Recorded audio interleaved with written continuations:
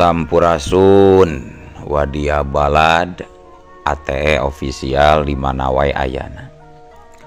Alhamdulillah wa syukru ala ni'amillah kalayan diwuwuh ku qabul anu maha agung dibarengan ku pangijabah anu maha kawasa diiring ku kadeudeuh kanya Gusti anu maha suci. Urang ayeuna dugi kadangat ayeuna masih keneh tiasa ditepang dangukeun deui dina acara anu matuh kamemet urang sadayana nyatana dina pagelaran dongeng Sunda jejer carita pedang mayit ayeuna bagean anu ka salawena 25 pamiarsa. Ieu dongeng mangrupikeun buah karyana Kang Asep Rudiat Pajrin ti Dramaga Bogor. Kakang Asep ngahaturkeun rewu nuhun laksa ketik kabingahan rehna parantos ngintunkeun naskah sakaligus ngabidian mamang kangge medar ieu dongeng dina channel ATE official ieu. Atuh sumangga kanu teu acan subscribe kantun subscribe heula. Ngarah langkung pogot sareng langkung semangat deui kasih mamangna dina enggoning medar ieu dongengna. Ning hilap di like di komennya nu saseueur-seueurna. Laina naon mamang masok bingah kitunya. Upami maosan komentar-komentar ti para wargi sadayana teh. Kalintang bingahna deui upami mah link video mamang ieu dipangeserkeun atanapi dipangbagikeun. Atuh ngarah teh nyangkolong tingkana waktos sumangga. Ayeuna mah urang lajengkeun deui dongeng si pedang mayit bagian anu ka 25 na. Kumaha salajengna sor cekopina parsamakna betot simutna pagan heula tali kolorna bisi morosot merezel morozol antungan di tengah jalan tumpak dung tumpak dung tumpak dung tumpak pak pak pak pak dung.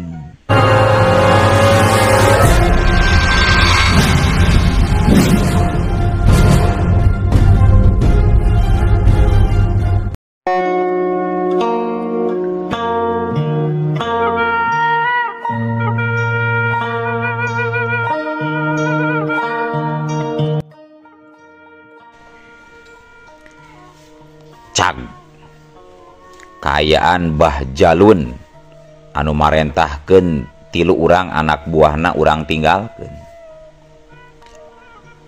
Sawatara eta di tempat anu beda caritakeun si Gordah anu dibaturan ku 3 urang baladna nyaeta Wikardi anu boga julukan si setan kembar katut si Tobar alias si jaring iblis. Harita opatanana geus aranjog nepi ka sisi leuweung larangan. Kaayaan di eta leuweung estu sepi jempling rehe combrek bari kaayaanana geuman pisan. Tatangkalan baradag rajeg jarujul meh nojer langit. Hampir kabeh tatangkalan nu araya di dinya teh geus barijil jangot anu ngarumbai ka handap tandaning umurna eta tangkal geus karolot ratusan taun. Si Gordah salaku pamimpin rombongan harita kadenge nyarita bari rag ngeureunkeun lengkahna. Kalawi eureun lur eureun urang ieu geus nepi ieu ka leuweung larangan ieu geus kawates ieu. Atuh anu tiluan oge jadi pating larandeg ngareureunkeun lengkahna. Ieu teh rek terus asup atawa arek reureuh heula ieu teh lur. Ceuk Wikardi tumanya. Nya urang reureuh heula we sakedeung mah euy. Bari nitenan kayaan. Tembal si Gordah bari retret ka sabudereun eta patempatan. Kayaan didinya memang kacida simpena. Lianti sora reungit anu sakali-kali ngahiang kana ceuli mah teu kadenge sora naon-naon deui. Atuh tuluy opatanana guk-gek dariuk dina akar-akar kai anu naronjol. Ke euy, geuning ieu leuweung teh teu siga bejana anu aheng nya euy. Cenah mah sangat ieu leuweung teh euy. Itulah ieulah. Tapi geuning pikeun arurang mah biasa bae nya euy. Siga leuweung-leuweung anu sejena. Uhna naon nya euy? Cek si Korda. Apanan ceuk dewek ge naon deui leulur. Eta mah ukur carita rekaan jalma rea we. Sangkan ieu leuweung teh eueuh nu ngaganggu jeung eueuh nu ngambah ka dieu. Nyaho sorangan geuning manusia mah lolobana teh sok harawak. Tangkal-tangkal ditaluaran di para kenyeunan imah. Komo ieu gegeden-gegeden mah. Apanan teu mahi ku 10 tangkal geuningan nyeun imah hiji oge. Deheung ari bari dibarengan ku marlak deuna mah. Apanan ieu mah ngan aya nu warna wungkul, melak cadu, panen nyandu. Atupan kitu deui sasatowanana diboro unggal waktu. Rek nu gede, rek nu leutik, rek nu langka atawa masih kene loba. Diparana, disarumpit jeung ditarumbakan. Antukna nya urang rakyat leutik. Kabarerang tah disebut we ieu leuweung larangan. Padahal mah ieu leuweung teh tempat ngabadogna jalma-jalma anu boga tahta ieu, anu boga kaparentingan. Temal si Wikardi. Si Gordah teu loba tatanya deui. Manehna embung kapancing ku ngomongkeun jalma-jalma anu boga tahta, sabab sieun kadengeun ku cak-cak bodas. Engke ujung-ujungna nya ribet urusan jeung panguasa mah. Matak si Gordah repeh teh kahartieun pisan meureun ku manehna caritan si Wikardi teh. Da memang kitu kanyataanana. Teu saeutik jalma nu ukur bisa ngaruksak demi kauntungan pribadina sorangan. Teu malire kana akibat jeung balukar anu bakal ngarugikeun ka jalma rea. Lamun saban poe tangkal anu aya di leuweung larangan eta tuluy dituar, bari jeung henteu dipelakan deui ku nu anyar mah geus bisa dipastikeun lambat laun leuweung-leuweung nu aya di gunung teh bakal garundul. Lamun geus gundul eta gunung teu pamohalan bakal ngabalukarkeun longsor, sabab taneuna geus eueuh nu nahan.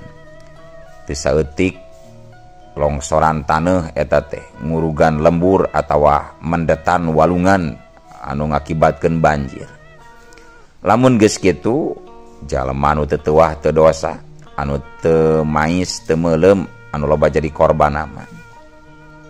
Sedangkeun anu boga pagaweanana jeung anu aruntung nama nya teu rumasa boga dosa ngan hari-hari we caralik dina korsi. Pantes lamun kolot baheula pernah nyarita kieu, hiji waktu aya hiji tangkal ngomong ka baturna, yen anu ngaruksak jeung anu ngabinasakeun bangsa urang teh nyaeta ti bangsa urang keneh. Ari baturna teu ngartieun naha cenah ti bangsa urang keneh.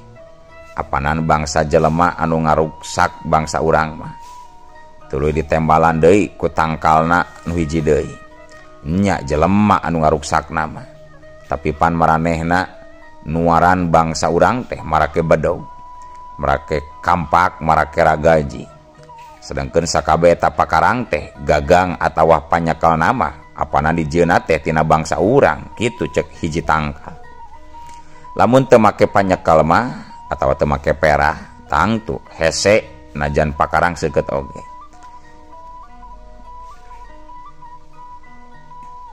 Dina bisana oge bakal lila kana runtuhna. Tah eta lalakon teh ngagambarkeun yen anu ngaruksak ka hiji bangsa teh nyatana mah teu saeutik anu ti bangsa eta keneh. Akur we nasibna jeung tangkal anu ngarobrol tadi. Saanggeus dirasa cukup leureuhna, si Gordah tuluy nangtung sarta nyarita ka batur-baturna. Hayu ah lur euy, urang asup ayeuna mah ka leuweung larangan. Leuwih gancang urang menangkeun Kijang Kancana eta bakal leuwih alus euy. Jadi teu kudu lila teuing ayeuna dieu leuweung teh euy. Hayu ah. Ngadenge kitu, tuluy nu tiluan oge jung milu narangtung. Saterusna malah leumpang nuturkeun si Gordah anu geus ngalengkah leumpang ti heula muru asup ka jero leuweung larangan. Kaayaan di jero leuweung larangan leuwih hieum deui.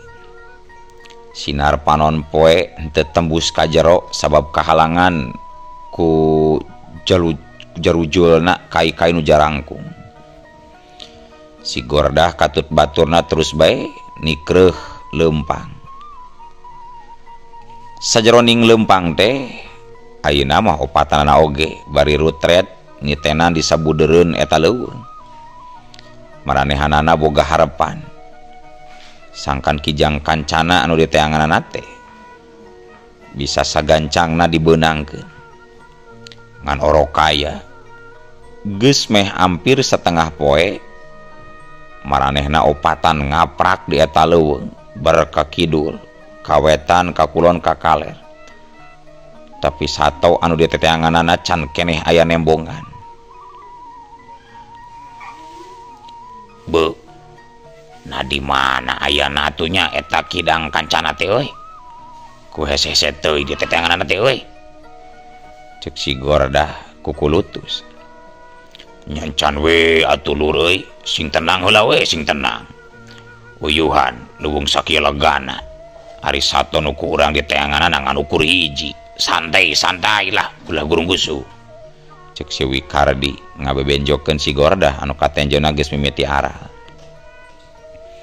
Atuh si Gordah teh nyarita deui. Tuluy be manehna neruskeun deui lengkahna bari culak cileuk henteu ari culak colok mah. Paromanana bak ketut haseum. Waktu teu karasa terus nyerelek. Teu karasa geus sapoe jeput anu opatan teh ngaprak di eta leuweung larangan. Tapi Kijang Kancana anu keur dipaluruhna can aya keneh tanda-tandana pikeun nembongan. Eureun lah euy, eureun euy, capek euy. Kadenge si Gordah nitah areureun deui ka balad-baladna. Deuh, aing mah loba eureun.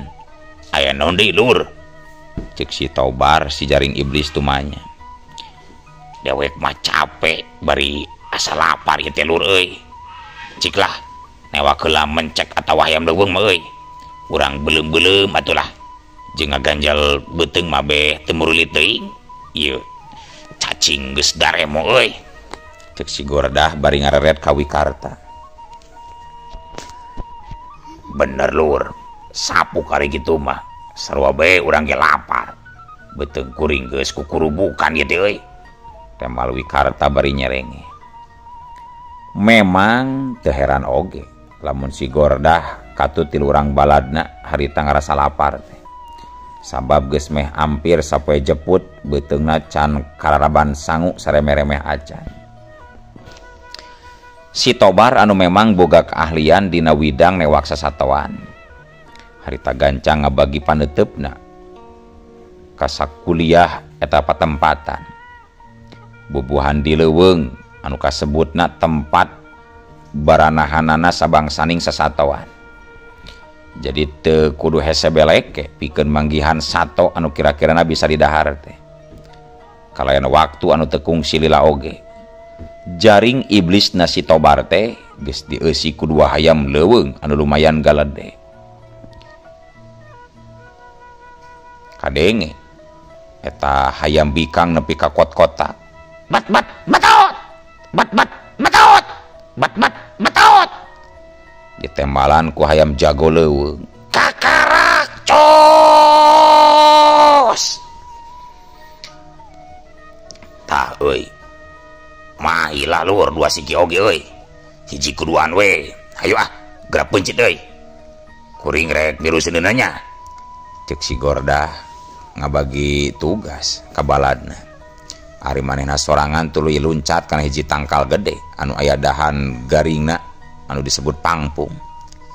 Satuluy nama eta pangpung kait teh ditenggor ku pigelangan leungeunna. Siup bletra. Peletok. Bubuhan jawara kasebutna aringan saukur motong-motongkeun pangpung garing mah teu kudu oge make bedog. Pon kitu deui anu dilakukeun ku si Gordah. Dina waktu anu teu kungsi lila oge dilebah dinya teh geus ngakunuk suluh galaring anu meunang motong-motongkeun ku sapasang leungeunna. Sanggeus dirasa pimahieun mah tuluy si Gordah nyabut sapasang trisula saktina tina cangkengna. Tuluy eta trisula teh digesekeun dina suluh anu ngagunduk. Trek-trek gebur. Seuneu ngagebur bijil tina trisula anu digesekeun. Nu saterusna mah seuneu ngabebelah, ngalentab-lentab ngaduruk suluh. Sok euy, gerasupkeun hayamna lur, ngateri asak euy. Cek si Gordah bari ngareret ka Wikarta jeung Wikardi anu harita keur ngajingjing hayam leuweung anu geus dipencit sarta geus menang niir ku suluh base. Pikeun sabaraha kedapan harita opatanana geus ka tembok. Geus nyang hareupan dua bakakak. Laju ting caleuhak ngadilahar panggang hayam leuweung anu tadi menang moro. Sabot keur anteng-anteng ngadarekul kitu korosak. Tina hieumna rurungkunan anu teu jauh ti dinya kadenge aya sora nu ngorosak rada tarik. Atuh opatanana anu keur ngagarulung beuleum hayam teh caruringhat. Cung si Tobar nangtung gedig muru nyamperkeun ka lebah pijilna sorang ngorosak. Barang nepi ka tempat anu dituju ka tembong beungeut si Tobar jadi berag ngagambarkeun rasa kaatoh. Nampo parobahan beungeut nu jadi baladna anu samodel kitu. Gancang si Gordah tumanya bari setengah ngagorowo. Aya naon lur, aya naon? Sora si Gordah sembung ngosom sabab sungutna pinuh ku daging hayam anu keur digayem. Si Tobar teu ngajawab ku sora kana pananya nu jadi pamingpinna teh. Manehna kalah ngantelkeun curug katuhu kana bibirna mere isyarah sangkan ulah gandeng. Nempo sikap nu jadi baladna nu samodel kitu. Si Gordah jadi kahudang kapanasaranana. Daging hayam anu keur dicekelna dialungkeun kana durukan. Lung, blung. Jung, tuluy mahena nangtung. Nu saterusna ngagedig indit muru nyamperkeun ka palebah si Tobar. Ari Wikarta jeung Wikardi duanana jadi silih teuteup. Akhirna mah jung jung jung. Sarua duanana ge narangtung. Maranehna oge bari ngaralungkeun daging hayamna. Tuluy milu nyamperkeun ka si Tobar. Sanggeus tiluanana aya di tempat nangtungna si Tobar. Teteupanana kabeh maruseur ka hareup. Tetela. Kira-kira aya kana 10 tumbakna ti dinya. Ka tembong hiji sato anu keur congjon nyatuan dang daunan. Kadenge si Gordah ngaharewos ka si Tobar. Eta lain lur, anu ngaranna Kijang Kacana teh lur euy.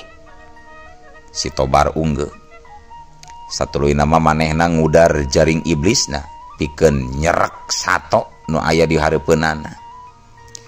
Nempo kitu si Gordah teu cicing. Kalayan sora nu satengah ngaharewos. Manehna nyarita ka Wikarta jeung Wikardi. Anjeun duaan gerang ngabagi posisi euy. Urang tingker eta sato teh ti opat madah beuy. Wikarta ente ti wetan, Wikardi ente ti kidulnya. Keun kuring sorangan rek ngajaga ti beh kaler. Engke lamun geus araya dina posisina masing-masing, kakarak gunakeun jaring iblis atau bar. Kade ulah nepi ka pololos euy. Jeung omat lur. Eta sato ulah nepi ka pae, kudu beunang dina kain hirup-hirup euy. Kabeh arunggeuk. Sanggeus kitu mah tuluy nu tiluan teh ting kulewad ngabagi posisina sewang-sewangan saperti anu geus diatur cikene ku si Gordah. Iwal ti si Tobar be anu teu miluan gerak teh sabab manehna pisan anu boga pancen pikeun ngajaring eta sato.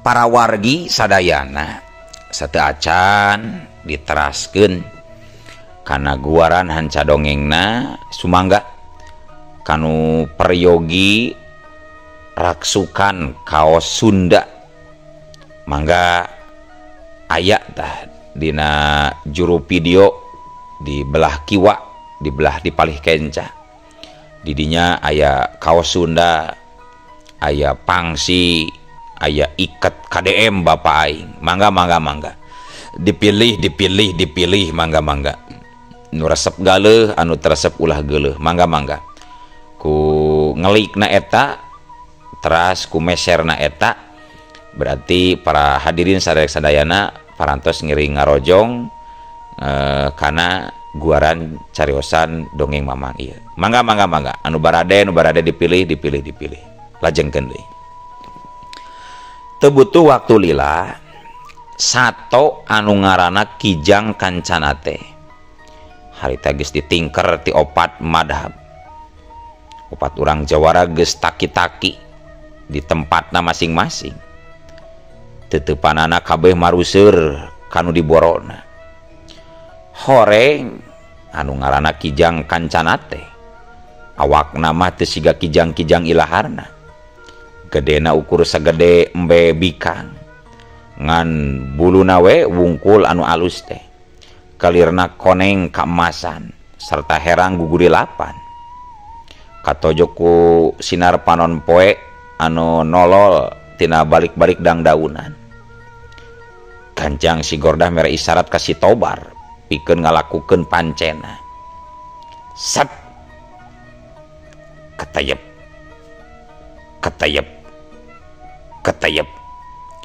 kalawan lalaunan si Tobar ngetayep ngadeukeutan Kijang Kancana anu keur nyatuan jaring iblisna geus siap dina sapasang leungeunna siap dirungkupkeun si Gordah oge teu cicing kitu bae dina leungeun katuhna geus nyekel batu sagede peureub dirina geus boga niat lamun eta Kijang Kancana nepi ka lolos tina rungkupanana si jaring iblis manehna bakal maledog suku eta Kijang Kancana ku batu nu cekelna cek pikir nama meureun moal matak paeh ieu lamun sukuna anu dibaledog mah paling oge ngan pengkor wungkul pon kitu deui si setan kembar nyatana Wikardi katut Wikarta duanana geus sayaga sapinuhna ari jalma nu duaan eta mah teu siga si Gordah anu nyekel pakarang senajan ukur batu wungkul kasebutna tapi Wikardi jeung Wikarta mah ku leungeun kosong be rek newakna teh sanajan kitu duanana geus nyiapkeun elmuna sewang-sewangan Wikardi geus ngawangun jurus macan giras sedangkan Wikarta geus siap ku jurus lodaya menge lodaya tandang sedangkan Kijang Kancana anu keur dikepung nama harita anteng we jongjon nyatuan bangun anu teu nyahueun pisan yen manehna teh bakal aya nu newat sanggeus kira-kira jarakna aya kana 2 deupa deui kalebah Kijang Kancana si Tobar gancang ngalungkeun jaringna kana eta sato war kalawang ngerup jaring iblis teh ngarungkup awak Kijang Kancana gurubu eta sato teh gugurubugan hayangeun leupas ngan orokaya sakumaha tarikna oge rorowesanana eta Kijang Kancana batan leupas mah kalah beuki pageuh ngarungkupna kalah leuwih pageuh ngarungkupna eta jaring memang teu heran ari kitu teh mah sabab eta jaring iblis teh lain jaring biasa tapi mangrupakeun jaring anu jadi pakarang andalanna si Tobar di dunia kajawaraan sanggeus nempo anu jadi borowanana geus beunang karungkup ku jaring baladna gancang we si Gordah ngagajleung luncat ngagabrug kana jaring corelat culung dituturkeun ku Wikardi jeung Wikarta gancang talian lur talian cek si Gordah mere parentah ka Wikarta tapi barang Wikarta rek ngalakukeun parentah ti si Gordah pikeun nalian eta Kijang kadenge si Tobar nyarita. Teu kudu ge di talian lur, teu kudu dibagodan ku jaring kuring oge aman, kacape-cape talian lur. Ai nya oge ketang euy, leuwih aman kitu mah euy. Nya euy, geus kitu lah, bener kitu. Cek si Gordah milu mairan. Sanggeus kitu mah tuluy jaring iblis teh ku si Tobar dibulenkeun kana awak Kijang Kancana. Tuh euy, ari geus waktuna mah geuning teu sabaraha hese nanewak isato teh nya euy. He. Cek si Gordah bari seuring ngagak-gak. Bungah jeung sugema naker ka tenjona teh. Ieu terus lamun geus kieu euy, kudu kumaha deui urang teh lur? Tanya Wikardi bari neuteup seukeut ka si Gordah. Nya geus kieu mah leuwih hade, urang mulang be ka lembur. Apanan anu diteteanganna oge geus beunang ayeuna mah. Juragan Ranta tangtu bakal bungaheun. Sanunya mere buruhanana dileuwihan euy. Sanggeus kitu mah opatanana ting geredig laleumpang sejak rek ninggalkeun leuweung larangan. Kijang Kancana borwanana harita dipanggul ku si Tobar. Sajeroning leumpang teh maranehanana bari uplek ngawarangkong. Sakapeung mah diselang ku pating cakakak saleuseurian. Lamun nempo dina paromana masing-masing mah atra pisan ngagambarkeun kabungah anu teu bisa disamunikeun. Nalika opatanana geus kaluar ti leuweung larangan sarta laleumpang dina jalan anu geus teu pati hieum deui ku rajegna tatangkalan. Rentang-rentang di hareupeunana ka tembong aya 3 urang jalema nu keur laleumpang nuju ka lebah dinya. Sanggeus kira-kira jarakna aya kana 3 depan deui, si Gordah jeung 3 baladna harita ka tembong ngadeureunkeun lengkahna. Sanggeus dina jarak anu deukeut mah tetela geuning.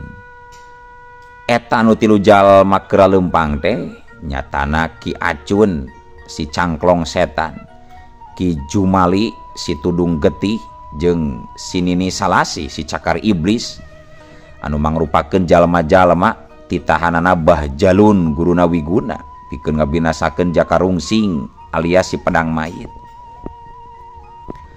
Saperti anu geus kacaturkeun saacana eta jalma nu tiluan teh ngahaja datang ka wewengkon leuweung larangan. Nyatana mah pikeun mapageun atawa nyusul Jakarungsing anu ceuk Bah Jalun mah Jakarungsing teh bakal datang ka eta patempatan. Sanggeus 2 rombongan paamprok tuluy ting larandeg. Pikeun sakadapan mah silih pelong. Bari jeung nyidik-nyidik teu kungsi lila kadenge si Gordah nyarita. Ai geuning Ki Jumali ieu teh. Rek ka mana atuh Ki? Bangun anu rurusuhan kitu geuning Ki. Tayohna mah si Gordah teh geus wawuheun ka salah saurang di antara jalma nu tiluan eta, nyaeta Ki Jumali si tudung getih. Ulu geuning si laing ieu teh Gordah. Sugan dewek teh saha? Bener cek ilaing. Dewek teh kerusu pisan ieu teh. Aya nu kudu direngsekeun buru-buru. Ari ilaing tas timarana atuh mending alabring kieu geuning. Tembal Ki Jumali bari malik tumanya ka si Gordah. Ah biasa kuring mah geus moro ti leuweung larangan Ki. Tembal si Gordah bari mesem.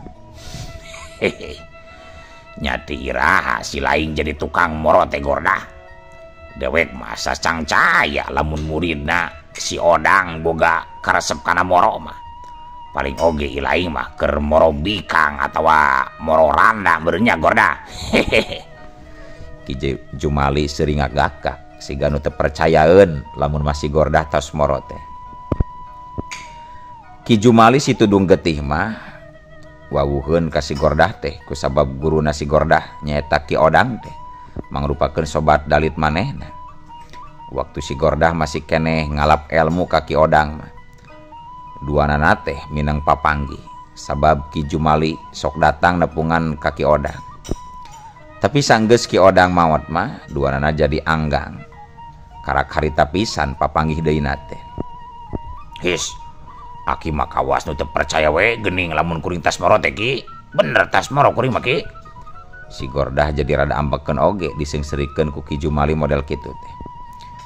Nya atuh rek percaya kumaha dewek teh Gordah.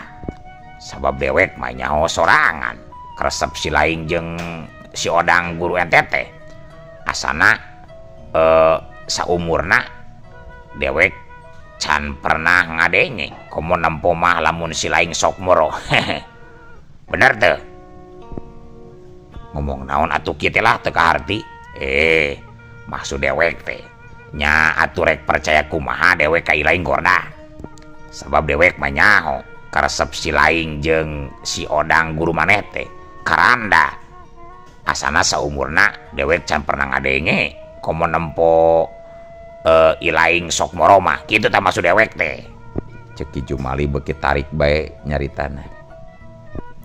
Nya atuh sakali-kali mah munang meureun moro Ki gegedean teh geuning. Henteu mah unggal poe sugan morona nya osok moro ngan sekali-kali.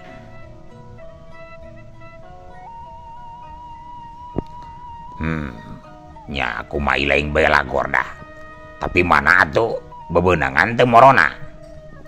Nya meunang atuh Ki tuh dipanggul ku batur kuring. Temal si Gordah bari nunjuk kalebah si Tobar anu memang keur manggul Kijang Kancana. Tapi barang Ki Jumali ngareret kana panggulan tak-tak si Tobar. Da atuh ari ujug-ujug. Eueuh. Waktosna kabujeng Seep Wadia Balad ATE official. Keun atunya. Ieu dongeng teh urang cekapkeun we heula dugi ka dieu. Insyaallah enjing pageto baris dilajengkeun deui. Atuh ku kitu ku kieuna mamang sejamit mungkur amit mundur ti payunan para wargi sadayana. Hayu ah. Assalamualaikum warahmatullahi wabarakatuh.